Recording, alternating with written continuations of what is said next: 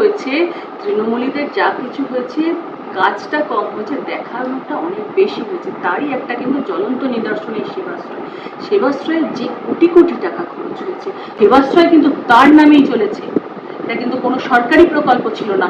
এই সেবাশ্রয়ের নামে যে কোটি কোটি টাকা খরচ হয়েছে, সেই টাকায় যদি একটা স্বাস্থ্যকেন্দ্র যদি এখানে হতো, মহেশতলার বুকে কিন্তু স্বাস্থ্যকেন্দ্র সম্পূর্ণরূপে ভাঙা।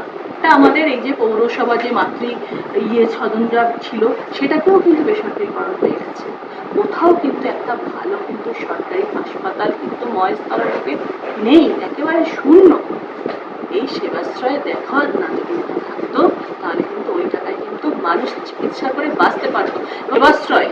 সেবাশ্রয়ে যে ডাক্তারদের আনা হয়েছে, সেই ডাক্তারদের কিন্তু শিলিগুড়ি বা ওই ধরনের জায়গা থেকে কিন্তু তুলে আনা হয়েছে, যারা কিন্তু সম্পূর্ণরূপে ডাক্তারদের তো একটা পড়াশোনার নির্দিষ্ট পিরিয়ড থাকে, তারা কিন্তু সেই ডিগ্রি প্রাপ্ত হয়নি।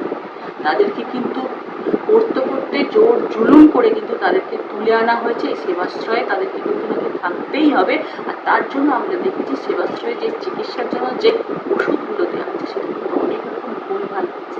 ভোটের আগে ভেবেছিল হয়তো এইসব দেখিয়ে মানুষের হয়তো মনকে ঘোরানো যাবে, কিন্তু মানুষও আজ এত বোকা ছিল না, তার জন্য মানুষ ওদেরকে ছড়ে একটা বোকা বানানোর কিন্তু মানুষকে একটা সীমা থাকে। এটা কিন্তু সেই জায়গা থেকেও সরে গেছে। আসলে এই যে সেবাশ্রয়গুলো দেখেছেন, পরপর যে মহেশতলার বুকে তৃণমূলের নেতারা বা কাউন্সিলররা ছিল, কে কাকে টপকে বড় হতে পারবে, কে বেশি অভিষেক ব্যানার্জির কাছে হতে পারবে, তা সেটা কিন্তু দেখাতে চেয়েছিল। তার থেকে যেন জনসেবাটুকু করতো। আজকে জনপ্রতিনিধি হয়ে জনসেবা করার যে সুযোগ তাদের কাছে ছিল, সেটা কিন্তু তারা বিন্দুমাত্র করেনি। শুধু মানুষ ওই যে এসি লাগিয়েছিল, সেটাও কিন্তু মানুষকে টিপে তার টাকা নিয়ে কিন্তু করা ছিল। নিজেদের টাকায় কেউ করেনি, নিজেদের টাকায় এরকম বিলাস বহু জীবনযাপন করা যায় না।